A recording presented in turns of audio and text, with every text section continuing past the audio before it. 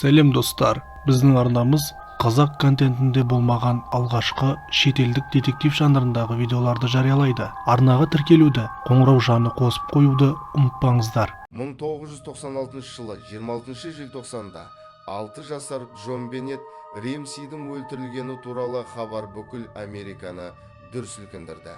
Әртүрлі сұлулық байқауларының жас жеңімпазы өз үйінің жертөлесінде өлі күйінде табылды. Сол сұрапыл күні не болды? Қыздың ата-анасы оның өліміне қалай байланысты? Және бұл жан күшігерлік қылмыс неге әлі ашылмай отыр? Осы бойынша біз видеомызда айтамыз. Арнаға жазылып, лайк басуды ұмытпаңыздар. Джон Беннет Ремси балалар сұлулық байқауларының ең дарынды қатысушыларының бірі ретінде танымал болды. 6 жасында қыз бірден бірнеше ірі байқауларда жеңіске жетті. Ал қазылар алқасының мүшелері мен сала өкілдері оның модельдік бизнесте үлкен болашағын болжаған. Алайда жас сұлулық патшайымының тағдыры басқаша болды. 1996 жылы желтоқсанда Джон Беннетті белгісіз қылмыскер өлтірді. Тіпті 25 жыл өтсе де полиция өлтірушіні таба алмады. Джон Беннет Ремси 1990 жылы 6 тамызда Джорджия штатының Атланта қаласында дүниеге келген. Оның әкесі Джон Ремси ірі бизнесмен болды және өзінің жеке IT компаниясына ие болды. Ал анасы Патрисия Ремси сұлулық байқауларында, соның ішінде беделді Америка аруы байқауында бақ сынасады. Бірақ ол қызы дүниеге келген соң мансабын тастап кетті. Джон Беннеттің балалық шағы туралы аз мәлімет бар. Ремси отбасына жақын кейбір адамдар ата-ана мен қыздың арасында өте жылы қарым-қатынас орнағанын айтты. Бірақ басқалары Патрисия мен Джон деспотикалық адамдар болған және олардың мүдделерін қызына таңған деп мәлімдеді. Сонымен 96 жылы Джон Беннет қайтыс болғаннан кейін көптеген адамдар жәбірленушінің анасын қызда сұлулық байқауларына қатысуға мәжбүрлеп, оны өзінің сәтсіздіктері үшін өтеді деп айыптады. Және ақыры трагедияға келген осы мінез құлық болды. Қыздары дүниеге келгеннен кейін бірнеше жыл өткен соң Джонның бизнесі қарқынды дами бастады. Ал Ремсилер компанияның бас кеңсесі орналасқан Колорадо штатындағы Боулдер қаласына көшті. Алайда бұл қадам Патрисияның қызынан жұлдыз жасауға деген ұмтылысын сөндіре алмады және жаңа жерде ол Джон Беннетті кастингтер мен тыңдауларға жіберуді жалғастырды. 6 жасында ол кейбір топтарда танымал болды. Сол кезде жас сұлулық байқауының жеңімпазы Колорадо жұлдызды балалары, Американың корольдік аруы, кішкентай мисс Чарли Войс, ұлттық кішкентай сұлу ару сияқты бірқатар атақтарға ие болды. Кішкентай мисс Колорадо, кішкентай мисс Рождество бұл өз жасындағы бала үшін өте әсерлі жетістік болды. Тіпті сол кездің өзінде агенттер мен сән және сұлулық индустриясының құрметті өкілдері Джон Беннеттің болашақта керемет жетістікке жететініне сенімді болды. Ал бұқаралық ақпарат құралдары подиумға ұмтылған жұлдыздың жетістіктері туралы жаңа суреттер мен мақалаларды үнемі жариялап отырды. Өкінішке орай, Джон Беннет Ремсидің тағдыры басқаша болды. 1996 жылы 26 желтоқсанда қыздың анасы су ішу үшін ас үйге түсіп, асхана үстелінен отбасының өмірін түбегейлі өзгерткен 3 беттік жазбаны тапты. Онда қылмыскерлер тобының қызды ұрлап әкетіп, оны босату үшін $118,000 төлем талап еткені айтылған. Яғни хатта: «Мистер Ремси, мұқият тыңдаңыз. Сіздің қызыңыз бізде, оны 1997 жылы көргіңіз келсе, нұсқауларды орындаңыз» деп жазылған. Шошынған Патрисия Ремси күйеуін бірден оятып, ұрлаушылардың хатын көрсетеді. Джон Беннеттің шынымен үйде жоқ екеніне көз жеткізген ерлі зайыптылар полиция шақырған. Оқиға орнына келген тергеушілер жазбаны мұқият зерттеп, оның көлемі мен егжей-тегжейлі талаптары стандартты қылмыс хатына ұқсамайтынын атап өтті. Көбінесе қылмыскерлер бірнеше жолдан тұратын хабарлама қалдырады деді. Сонымен қатар жазбада ешқандай іздер немесе саусақ іздері табылмады. Мәліметтерге сәйкес жоғалған қызды іздеудің алғашқы сағаттарында Колорадо тергеу бюросы хатты Патрисия өзі жазған деп болжады. Тергеуге қатысушылардың бірі: ФБР-де жұмыс істеген 60 жыл ішінде мен қылмыскерлерден мұндай хаттарды көрген емеспін. Оны басқа ешкім жазған жоқ деп ойлаймын. Алайда полиция Патрисияның кінәсін дәлелдейтін жеткілікті дәлел таба алмай, тергеу жалғасты. Іс-әрекеттерін билікпен келісіп, сол күні Джон детектив Линда Арнтпен бірге ұрлаушыларға төлемді беру үшін жазбада көрсетілген жерге келді. Бірақ кездесуге ешкім келмеді. Осыдан кейін полиция жаңа дәлелдер іздеу үшін Ремсилердің үйін қайта тінтуге бел буып, шамамен сағат 13:00-де Джон жертөлеге түсті. Есікті ашса, еденде ақ орамалмен жабылған өз қызының денесін тапты. Табылған кезде қыздың қайтыс болғанына бірнеше сағат болған екен. Шошынған әкесі қызының денесін көтеріп, оны бірінші қабатқа апарады. Бұл қылмыс болған жерді бұзды және кейбір дәлелдердің жоғалып кетуіне ықпал етті.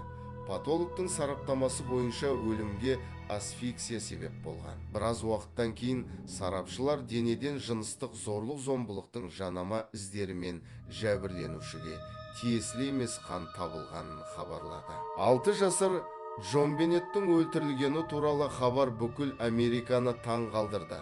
Журналистер Ремси ерлі-зайыптыларының үйі мен полиция бөлімшесіне қылмыстың егжей-тегжейін анықтауға барды. Жеке тергеуге қамқор жергілікті тұрғындар қатысты. Қыздың өліміне Джон мен Патрисия кінәлі болды. Өйткені Ремсилер бірнеше рет қылмыс айғақтарын өзгертіп, кейін полиция бөлімшесінде жауап алудан ұзақ уақыт бойы жалтарған. Алайда соңында марқұмның отбасының барлық мүшелері ФБР мен ынтымақтаса бастады. Патрисия, Джон және жәбірленушінің үлкен ағасы Берг ДНК үлгілерін берді. Сонымен қатар олардың кінәсіздігін дәлелдейтін қолжазба үлгілерін беруге келісті. Ал 1997 жылдың қазан айында полицияда 1600-ге жуық күдікті болды. Олардың еш қайсысына айып тағылған жоқ. Одан әрі тергеу нәтиже бермеді. Атышулы іспен соған байланысты толқу ақш билігін оған әртүрлі бөлімдердің мамандарын тартуға мәжбүр етті. Бұл сайып келгенде жергілікті полиция департаменті мен аудандық прокуратура өкілдері арасында ішкі жанжалдарға келді. Іске тағайындалған екі бас детектив Лу Смит пен Стив Томас ынтымаққа келе алмады. Өйткені біріншісі тергеу сапасы жүргізілді және Ремсилер Джон Беннеттің өлтірілуіне қатысы жоқ деп есептелді.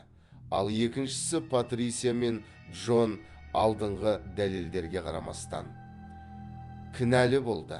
Нәтижесінде штат губернаторы осы күрделі істі шешу үшін үлкен қазылар алқасын шақыруға мәжбүр болды. Ал 1999 жылы оның қатысушылары үкім шығарды, яғни Ремси отбасына балаға қауіп төндірді деп айыптады. Ремсилердің өздері кейінірек хабарлағандай, олар тергеуге дайындықсыз қатысқысы келмеді. Өйткені полиция оларды қызын өлтірді деп айыптайды деп қорықты. Детективтер Джон мен Патрисиядан күдіктенгенін ескере отырып, бұл қорқыныштар ақталды. Тергеу тоқтатылды, бірақ 2002 жылы іс қайта ашылды. Аудан прокуроры Мари Лейси Ремси ерлі зайыптыларының Джон Беннеттің өлтірілуіне еш қатысы жоқ екенін ресми түрде мойындады және 2008 жылы бұл шешім ДНК сараптамасымен расталды. Дегенмен Патрисия мен Джоннан барлық күдіктерді жою көптеген билік өкілдерін қанағаттандырмады.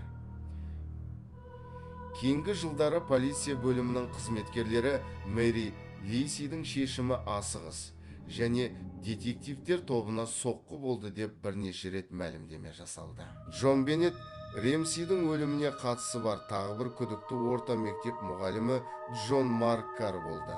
Ол 2006 жылы Таиландтың Бангкок қаласында ұсталды. Тұтқындаудан бірнеше жыл бұрын кәрі қызды өлтіру туралы деректі фильмнің авторы Майкл Трейсимен байланысады. Ер адам Джон Беннетке қатты ғашық болғанын жазды. Кейінірек ол қызды кездейсоқ өлтіріп, психотроптық препараттарды қабылдағаннан кейін өзін бақылаудан жоғалтып алғанын айтты. Трейси хаттар туралы полицияға хабарлады. Ал Карр қамауға алынды. Бірақ детективтер оны жауапкершілікке тарту үшін жеткілікті дәлелдер жинай алмады.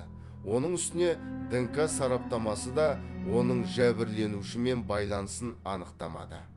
Ал күдікті ақталды. Сондай-ақ бақ өкілдері белсенді әзірлеген тағы бір нұсқа болды.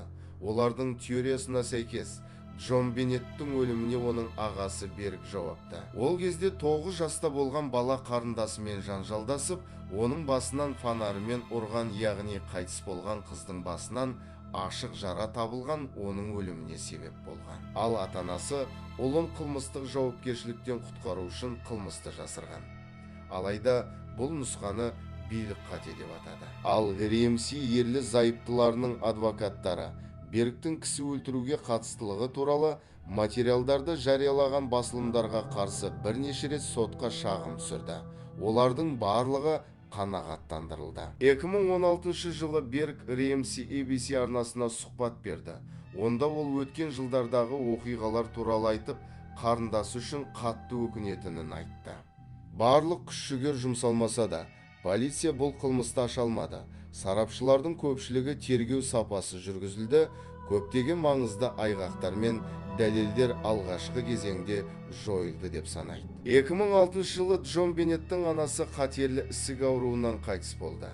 Ал оның әкесі басқа мемлекетке көшіп қайта үйленді.